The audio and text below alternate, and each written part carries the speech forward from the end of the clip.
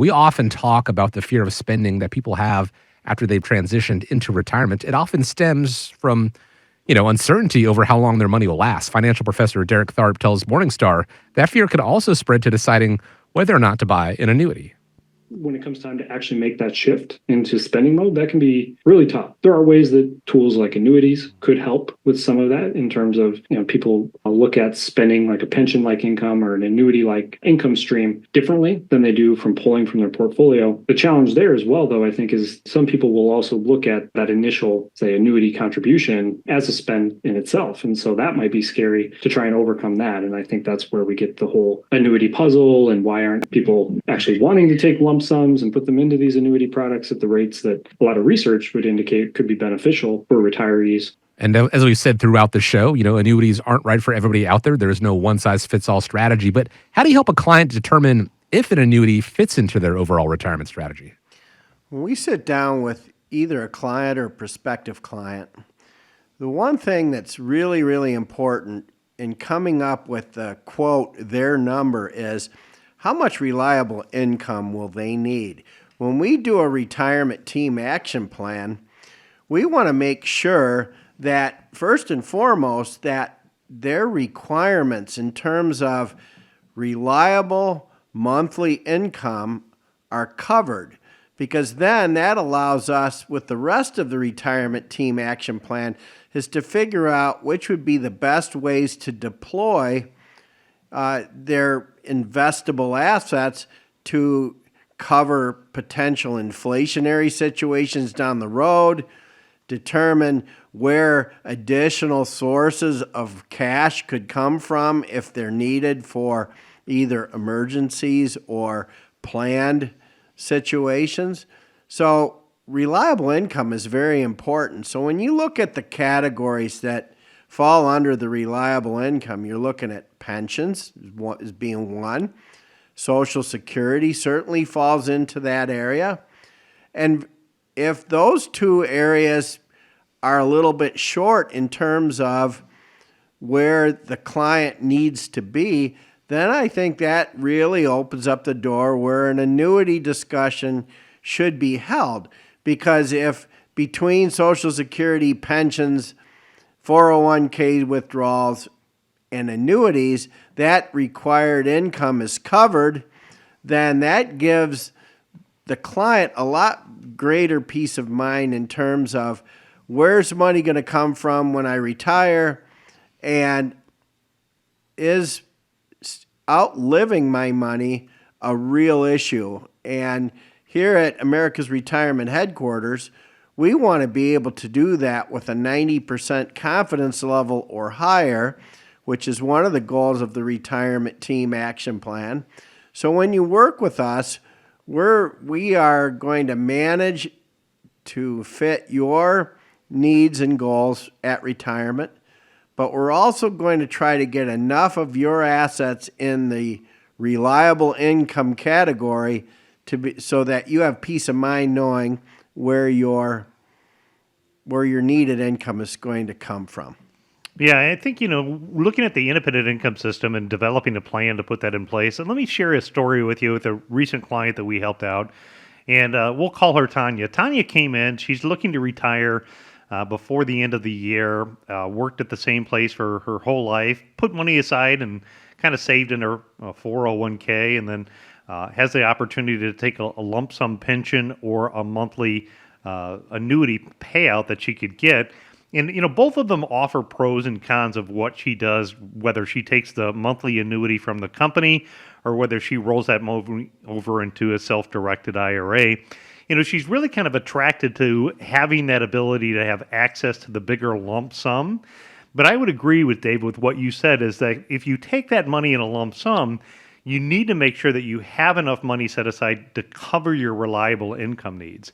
So in that first meeting when we talked a lot about her goals and objectives, we determined that she needed, $3,400 a month as her net take-home pay. It'd be great if she continued having that same net take-home pay in retirement time. And so in working the numbers backwards, we knew her Social Security was $2,000 a month, and that left her about a $1,400 a month gap that she's going to need to cover from her investment income.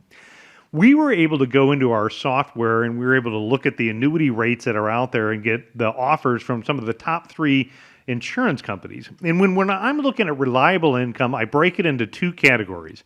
One is, what is your minimum monthly income needs? Meaning that there's a basic need that you have to cover your living expenses at home. Your food, groceries, health, things like that. Over and above that is an ideal income. That's taking trips and vacation and doing fun stuff. In looking at her minimum monthly income needs, we knew Social Security, check, right? $2,000 a month. We also know that we needed to cover that gap. And one of the ways that you can do that is, again, get competing offers from the insurance companies of America that will tell you if you deposit this amount of money, they'll contractually guarantee this amount of income. Now, the guarantees are based upon the claims paying ability of the issuing insurance company, so you want to know what type of company you're working with. But for the most part, that can be income Tanya can count on for the rest of her lifetime. In her situation, the second thing that we did is we figured, in life, 5 or 10 years from now, things are going to get more expensive than they are today. So then we took and we set aside a bucket of money and we put it in an account that at any point in the future, she has the ability to turn on the income to get a pay raise. So one day, 5 or 10 years from now, when she comes to us and says, guys, things are more expensive, we can kick on that other income stream. Or, what if Social Security does what they say they're going to do in 10 years from now and they can only pay 80% of benefits? Well, now she's got a backup plan in place. Then what we did is we took the other, roughly half of the money, we built up her emergency account because I think it's a good idea to keep like 6 months worth of living expenses in liquid emergency money market type accounts. And the rest of the money, we invested it into blue chip dividend paying companies. And when you looked at the dividends and interest that are generated, that was about $650 a month of income that gives her money for some fun stuff. And then hopefully the stock part of the portfolio grows over time. And because she has enough reliable income, she doesn't have to worry about, what's going to happen today or tomorrow in the stock market.